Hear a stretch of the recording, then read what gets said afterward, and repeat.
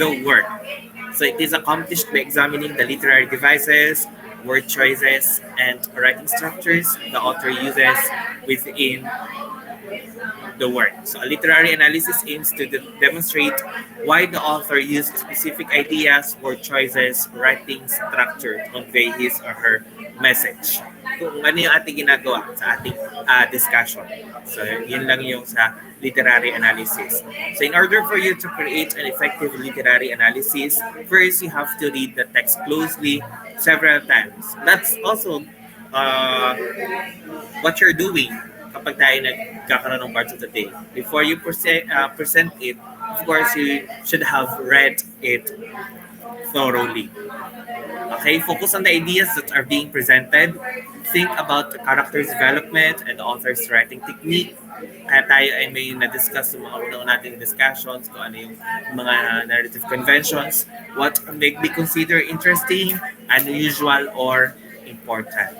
After that, brainstorm on the potential topics. So highlight important passages in the text and take note of on these passages. Later, when writing the paper, these notes should help a writer to remember which aspect of the story caught his or her attention. The topic chosen should always be based on writer's interpretation of the author's message. Here are the things that you may consider when brainstorming the literary analysis. These are some of the things. Okay, ito yung pwede nyo mailagay sa inyong analysis. If you want to focus on the character, the setting, the plot, the theme, the dialogue, the imagery, the figures of speech, the tone, the point of view, or other categories pa na baka hindi na mention dito na gusto nyong bigyan ng focus. Hindi naman sinabing lahat ito ay ilalagay nyo. Okay? Kung saan lang yung gusto nyong i-focus. Usually, tayo ay, I guess, natatakal natin itong bawat isa sa ating mga analysis. But mostly ay parang more on tayo sa character. We are doing the character analysis. Okay? So, for the character, when observations what observations might a writer make about the characters? Are there discrepancies in what they think, so or do? Are the observations a writer makes different from what the others say or the characters say? How does the author describe the characters? Are the characters symbolic or representative of some universal quality? Is it possible the two characters in the text might be compared or contrasted? So, anything about the character, kung meron kayo na obserbahan tungkol sa character, na gusto nyo i-analyze, you can focus on that part. Next is on the setting. So, is there a relationship between the work setting and its mood? Does the setting reflect the work's theme? How does the setting impact the characters? Or does a setting change? Does a change in the setting affect the mood, the characters, and the conflict? So, para kung naalala nyo yung tungkol sa ating mabuti, di ba parang nag-focus din tayo sa settings na parang mas nabigyan importansya na it was written a long time ago because of the descriptions of the settings. Then the plot, how might the beginning of the work be interpreted? How does the plot build suspense? Does the author use techniques such as foreshadowing or flashbacks or any other narrative conventions na ating napag-aralan? Are there patterns of cause-effect relationships? Do events occur in a logical order, and examine the events that lead in the climax and determine how the work ends? For the theme, so what is the major idea or the theme of the work? How does the author relate this theme? Is there a greater meaning in the details given? How do the characters' moods affect the theme? And are there any repeating patterns or symbols? And what does the theme say about what does the title say about the theme? For the dialogue naman, so you can look if the dialogue is really appropriate to the characters. What's the purpose of that dialogue? So, is the dialogue appropriate in terms of word choice, and sentence length? How do the dialogue impact characterization? We have discussed before what a characterization is. How does the author use the dialogue to show the mood of the characters? And how does this aid the author's message? And how does this give impact to the plot? So yung mga questions na ito ay pwede nyo masagot para lang mas mabigyan nyo ng analysis yung inyong paper. As well as yung imagery, kung in what way might a specific image or series of images be analyzed, ano yung imagery na ginamit, how are images interrelated with other elements, as well as yung figures of speech. Meron bang present na similes, metaphors, or any other figures of speech? Are these figures of speech interrelated with other literary devices or elements? Also, the tone, the attitude of the author of or the tone of the work we describe. Is it serious, playful, casual, formal, or sober? How does the author achieve this tone? Point of view, I think what point of view was used in the literary piece and how that point of view gave impact to the entirety of the literary piece. After focusing on these elements, think about what the author is trying to say. Why is it important when viewing this work as a piece of art? What might a writer's response be? So, what points might a writer make? And then, um, select a topic that has sufficient supporting details. Kaya sinabi natin before, you have to back up your interpretation with a piece or with a part of the literary piece para mas strengthen nyo yung inyong interpretation. A writer should make sure that uh, he or she included a specific detail to support the topic. Use highlighted section of the book or the literary piece kasi hindi naman actually book ang inyong i-analyze as evidence to support the topic that has been chosen. And then, next is write a working thesis. So, ang thesis statement can be found at the last sentence of the first paragraph. Kasi kapag sinabi natin thesis statement, it's like the summary, it's the gist of of your whole literary piece. Kasi doon nakalagay yung aasahan ng mga mababasa, ito pala yung nalaman. Na alam ba ang thesis statement? Ayun ay review nyo na din sa inyong high school at junior high school. Lagi yun nababasa. Ang thesis statement, yun yung points, yun yung claim nyo. Okay? Para lang siyang gist, para lang siyang summary ng nilalaman ng mga susunod na paragraph. Okay? Yun yung thesis statement. So, the analysis will need a strong thesis that states a writer's perspective. So, yun yung nilalaman ng thesis statement. But it also allows it to be debatable. Kasi nga, ang ating literary analysis ay hindi summary. Okay? It's your interpretation. And somehow, may makukuha yung inyong magbabasa. Kapag ang binasa ang thesis statement parang summary, edi alam ko na ang ano. So parang hindi na worth it basahin. So the thesis should state a writer's opinion, but it should also allow readers to arrive at their own conclusion. So for example, in this one, it's Pride and Prejudice. So it's about Elizabeth Bennet's effort to overcome her own proud behavior and discrimination towards Mr.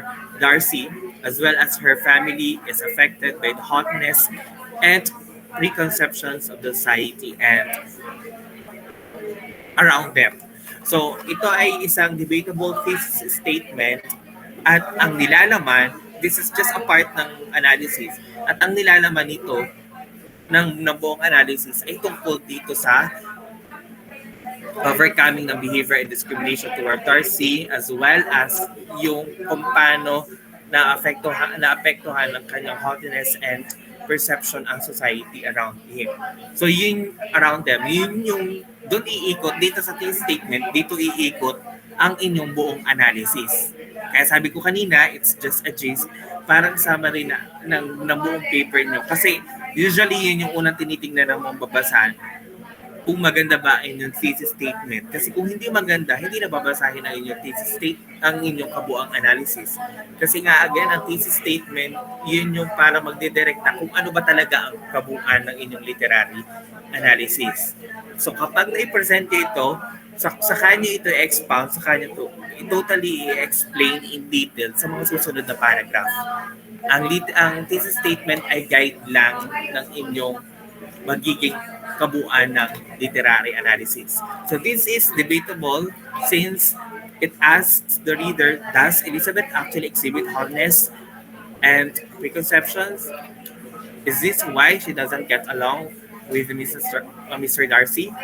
So how is Elizabeth's family affected by the holiness and preconceptions of the society around them? So ibig sabihin ito, sa mga susunod na mga paragraph, ito yung mga possible mga na questions na nasasagutin niya para lang mas ma-explain kung ano ba ang tungkol dun sa literary piece na yun. Okay?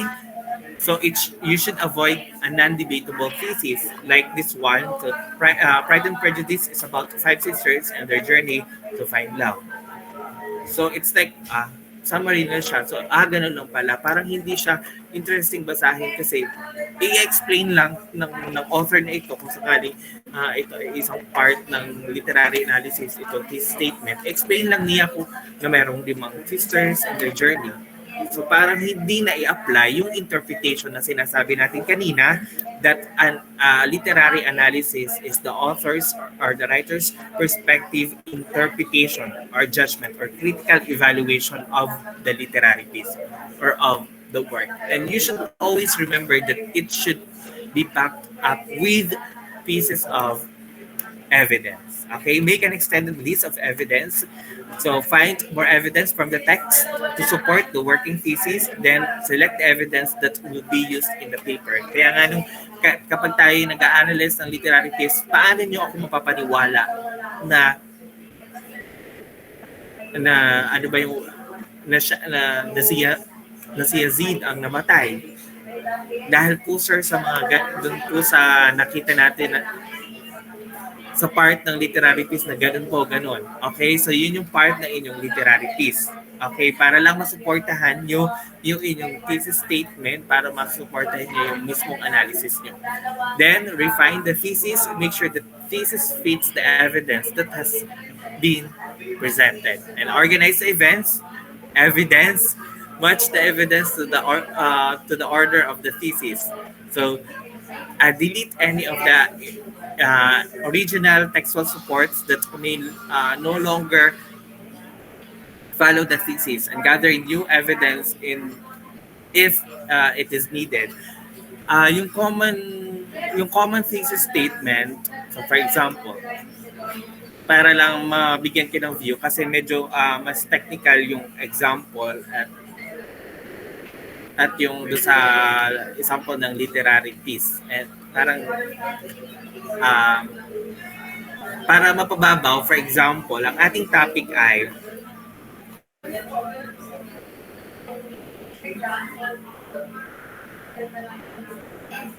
extrajudicial killing. Okay? So, paano natin gagawa ng ating thesis statement yon? So, you have to state your interpretation or your claim or your point regarding that.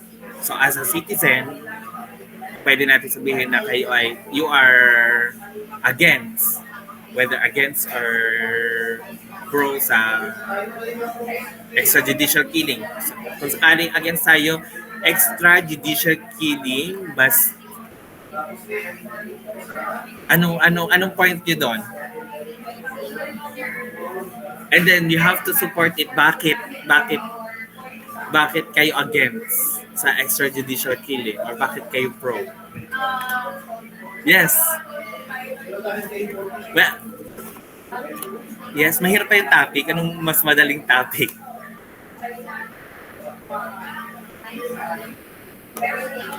Yes. Are you agreeing with the extrajudicial killing or not?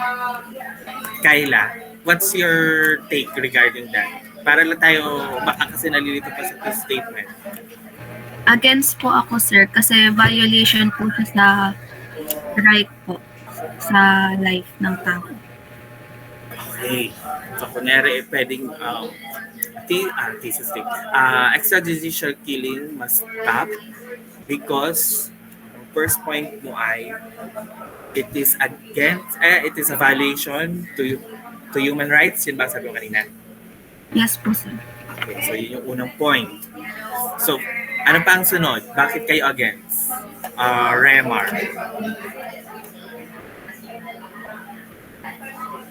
So, ako naman po against po kasi yun nga po, may karapatan din naman po mabuhay yung tao at wala naman po tayong karapatan na kumuha po sa kanilang buhay. So, extrajudicial killing must be stopped because it is against the human rights. Ang second point ay everyone deserves a second chance, parang ganun yung sabi mo. Any other point para lang ma-support natin? Yes, Kyla. Sir, against, kasi po hindi naman po lahat ng naging victim ng extrajudicial killings ay talagang involved sa drugs or may feelings po. Ay, yung parang hindi po sila talaga involved dun sa drugs. Kaya parang lang, ano nga bang tawag dun? Yung parang comply lang po dun sa sa batas. Ano nga pong tawag na naguluhan din ako. Yung hindi po lahat ng namatay doon ay involved po sa drugs. Minsan po napagkamalan lang ganun. Okay, sige. So, yung tatlong points na yun yung i-explain nyo. Kasi, pa lang siya parang in-introduce lang natin siya dun sa ating thesis statement. Kasi sa mga susunod na paragraph, yun yung inyong bibigyan ng details. Okay? So, sabi ko nga sa inyo kanina, it's like a gist of your entire paper. So, dahil nabanggit natin na extrajudicial killing must be stopped because it violates human rights. Yun ang sunod na paragraph nyo. Bakit siya against sa human rights? Bibigyan niyo siya ng mga supporting details, mga susunod pa, palalawakin niyo siya. Ganon din sa mga susunod na everyone deserves a second chance, mga susunod na ganon. So yun lang yung parang nagiging guide nyo sa mga susunod na sa inyong entire paper, yung inyong thesis statement. Okay? Siya ay debatable kasi para sa iba, dapat tuloy ang extrajudicial killings. Dapat din kasi may maganda yung naidudulot. Okay, kaya siya nagiging debatable.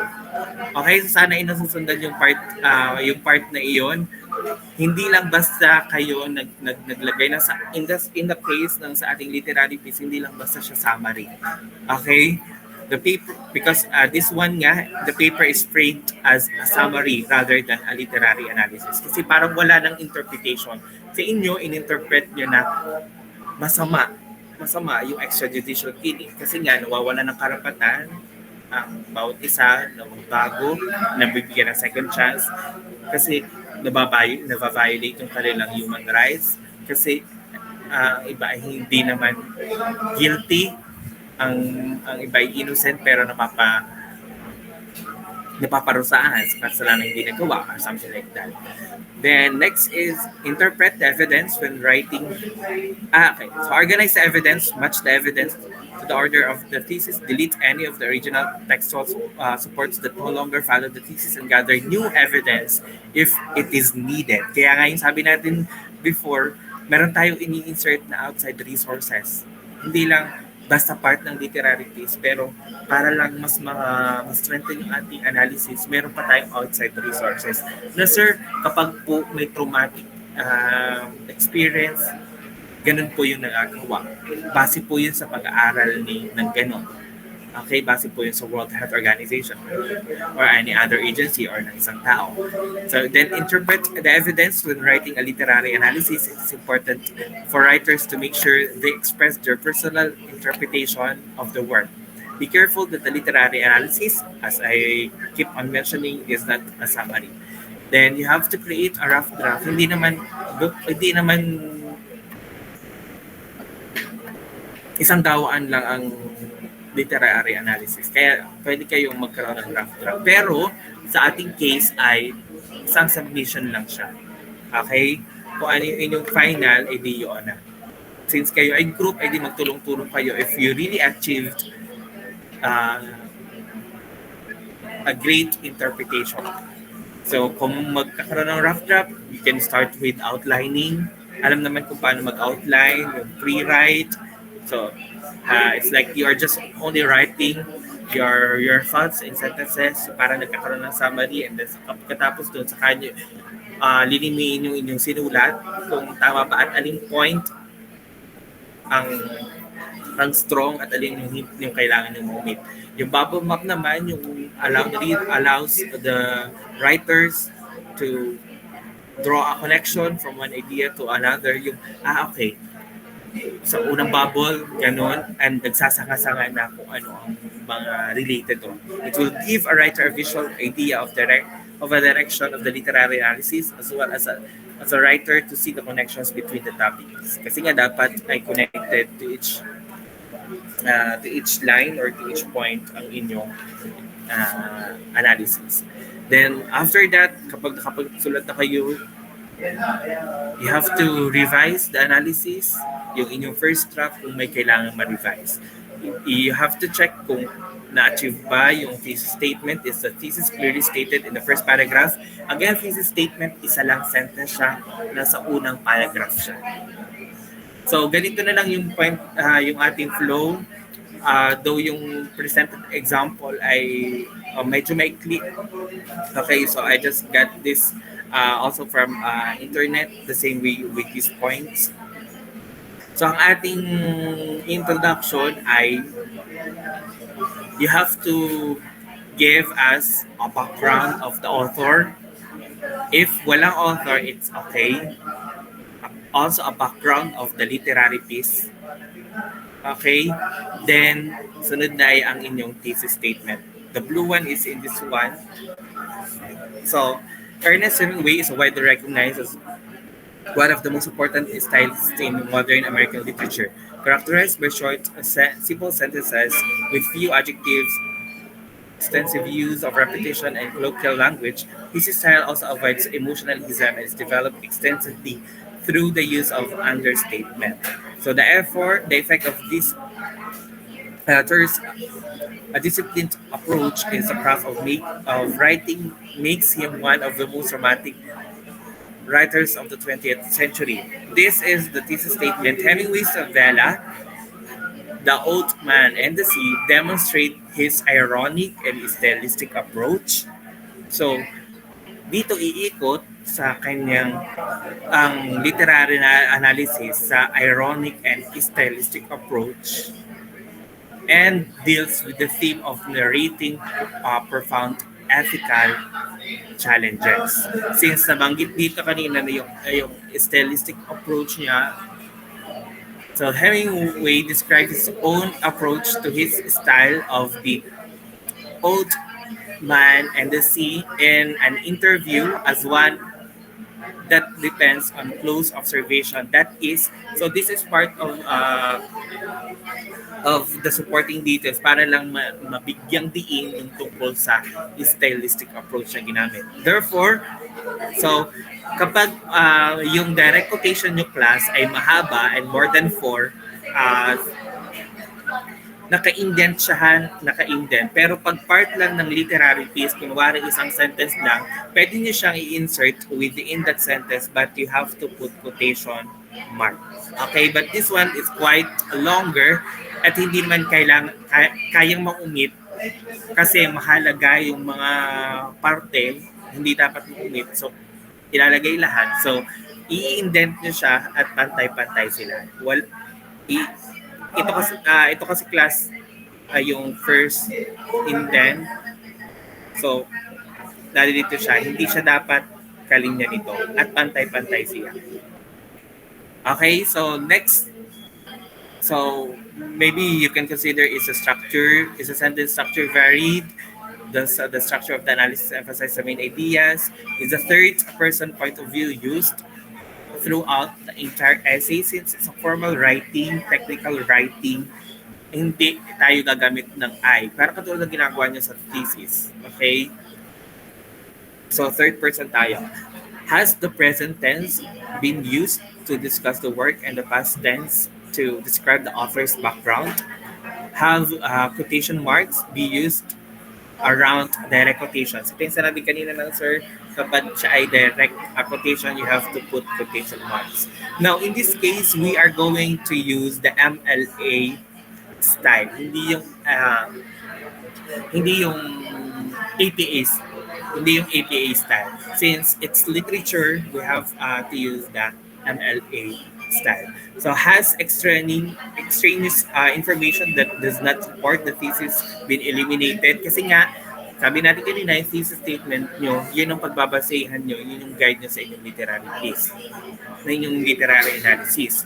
Kung hindi naman sumasagot sa inyong literary analysis, i-exclude nyo siya. Kasi nga, doon lang kayo magpo-focus. Kaya alamin nyo kung saan kayo magpo-focus, maalin man dito sa mga sinabi ng sir, sa part na ito, or may mga outside pa na pwede nyong ilagay.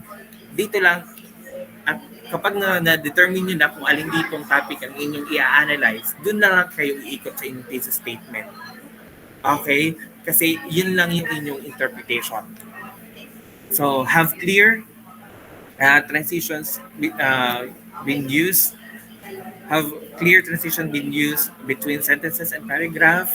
So, di kailangan, kayo naman ay maalam ng gumawa ng mga paragraph kung may mga transitional devices para make they are connected to each other or not. Then proofread, once the content of the essay is well developed, it should be proofread for grammar, punctuation, and spelling. It is often helpful to read the paper slowly and clearly out loud. Kayo ay marami sa grupo, so it's up to you kung paano nyo i-distribute itong mga parts na to. Okay? So if possible, another person should listen and read along as the paper is being read. The paper should be printed and proofread several times until an accurate final copy is created. Be alert on common grammatical errors such as sentence fragments, commas, splices, and run-on sentences. So remember to consult a style manual for grammatical or citation questions. So that's it for the literary piece. You may also visit this one for your reference. So I have uploaded this one sa ating Google Drive. So do you have any questions before we proceed to groupings?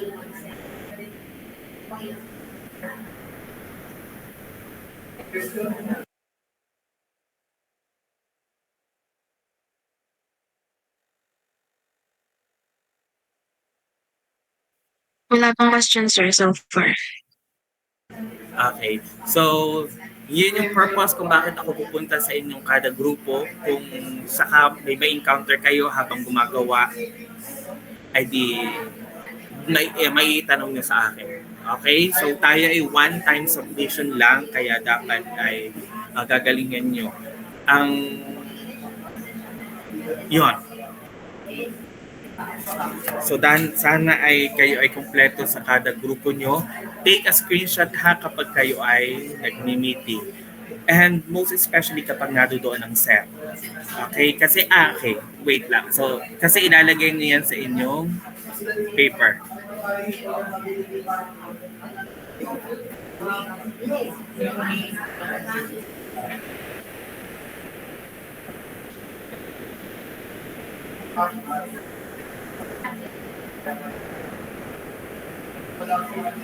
So I will be discussing na din ang rubrics para kayo ay maging guided sa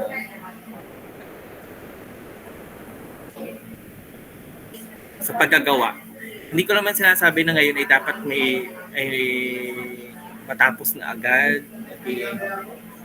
Pero sana ay kayo ay may progress. Gamitin ang oras. Hindi naman buong ay naroon sa inyo. So,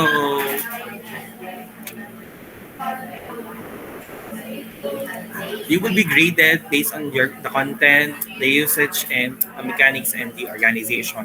So for the content, it should have a strong thesis statement kasi nga yun ang nagiging deciding factor kung magpupunti sa pagbabasa. Ito yun yung aking titingnan kasi yun yung parang magiging buong laman ng inyong literary piece.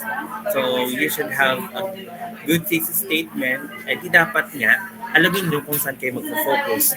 Para malaman kung saan kayo magpo-focus, babalik tayo sa una nating sinabi, basahin nyo muna ang literary piece. Okay? So, kayo ay magkasundo kung saan kayo magfo-focus. Kung alin yung mas nag-hook sa inyo, alin ang something interesting sa inyo, something na gusto nyo bibigyan ng interpretation. Ideas are effectively stated and strongly supported. Avoid excessive plot, summary, hasty generalization, and repetition. Okay, baka paulit-ulit na lang din yung inyong paper para lang mapahaba. But in your case, hindi ko naman sabihin na dapat ay minimum of 5 pages. Wala naman. Kasi nga, depende yun sa inyong analysis kung saan kayo mag-focus. Okay? So, bahala kayo kung ilan at basta dapat ay mabigyan ng station nyo. Effective use of quotations and quotations are smoothly blended. Hindi lang basta in-insert yung quotation para lang may masabing may quotation para lang masuportahan. Argument or analysis is clearly articulated and persuasive, and the evidence is highly persuasive and effective in supporting your argument. Has chosen, for the most part, the best evidence to support your point. So that's for the content of your paper, and that comprises a big part of your grade. Now, for the usage and mechanics, ito yung sabi kanina, sir, you have to read your literary piece before you submit it to me. So, though meron tayong deadline, kahit mas maaga doon ay mas maganda para kayo makapag-focus sa ibang mga courses nyo. Okay, kaya binigay na ng sir dito ng maaga para hindi na din kayo matambakan. Okay? So, choose a specific, accurate language that seems natural, uses ordinary language in a usual way. Writes with correct grammar and uses that contribute to the clarity and style. Few and minor errors or little editing is needed. So I understand naman kung merong mga few errors, pero wag naman yung super obvious. Okay? Then has a strong variety of sentence structure and citations are correctly formatted. For organization, the title is interesting and relative to the paper. Everything makes sense in the correct order and ideas are proportionate and work together. Kaya nga dapat gumamit ng mga transitional devices. Yan, effective transitions among all elements as an inviting introduction and satisfying conclusion. Bring the topic to life when appropriate. The writing may show originality, liveliness, honesty, conviction, excitement, humor, suspense, and may share insight. So that comprises the total of 100 points. Now use this template for your paper.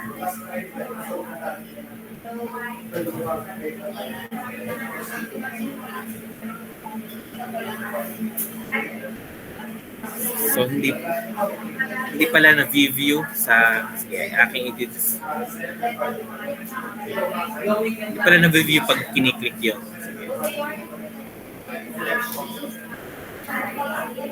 This one is the template.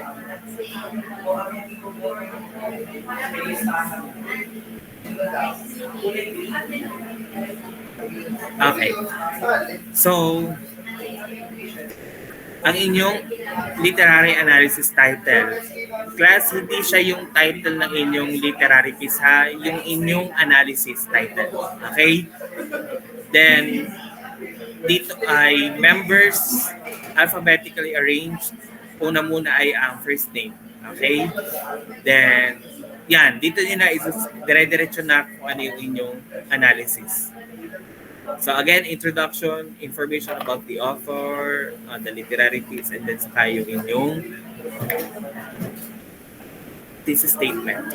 Then, yung outside resources nga, the work cited, ito ay mga mamahaba pa ha, depende sa inyong paper and work cited kung ano yung mga references nyo.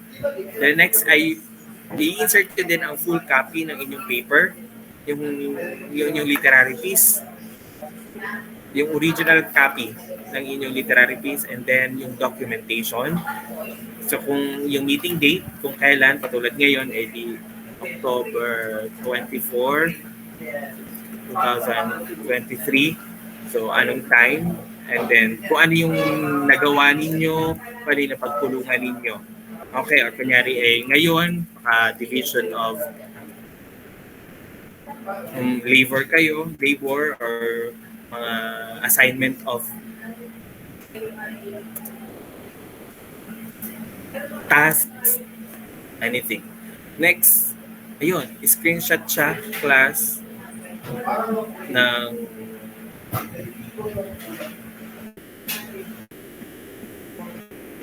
inyong meeting.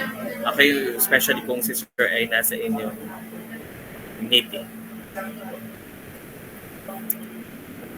Questions ka? So parang katulad nito.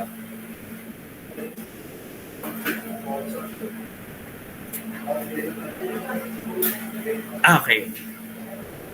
May questions? Habang nagdi-discuss? May nagpapaka-question? Wala pa naman. Sige. Pagkatapos pala noon, ay di kasama na sa inyong paper ang rubrics. Lahat, kung ilang membro, ay di yun yung rubrics.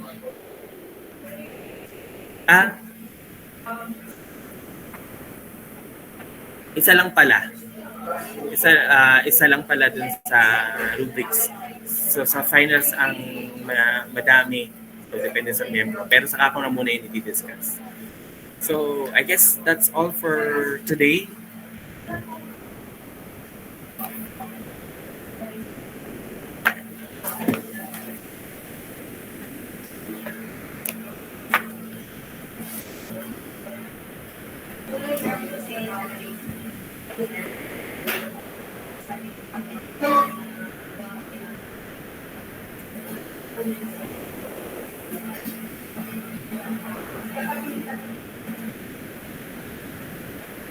Okay, so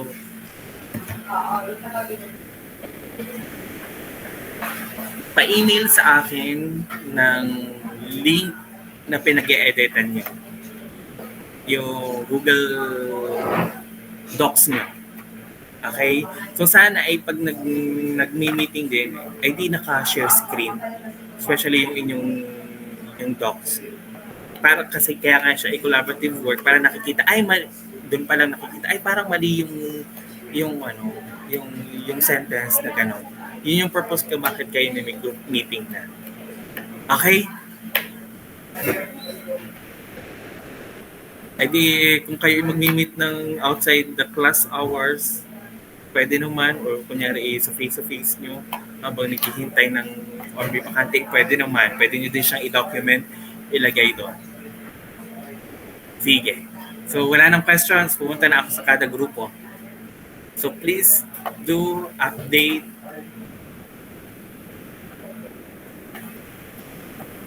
me regarding your Google Docs. So please send it right now para aking i-bookmark ang inyong Google Docs para sa na mga ginagamit niyo. So with that, so si kanimo lang ang dumating na wala kanina. So with that, let's end this meeting with, but I will be meeting you later per group kung may sakaling may questions. So pwede kong sabihin din na I will not be returning to this group, parang ganun, para they have the freedom na to live. Okay? Okay lang naman kung hindi mo consume yung buong oras, or may mga pagkakataon siguro na si Sir ay baka baka hindi makapasok sa inyong grupo kasi may mga tanong doon sa iba, so naubos ang oras. So kapag ganun na lang pala class, ay di mag-chat sa GC, sabihin ay, Sir, group number 1 po ay may question. E di pupuntahan po kayo immediately kung talagang kailangan. Okay, so yun. Let's end this meeting with sign of course there's the Holy Spirit. Thank you everyone for attending this meeting. Spend your time or maximize your time wisely. Punta na kayo sa inyong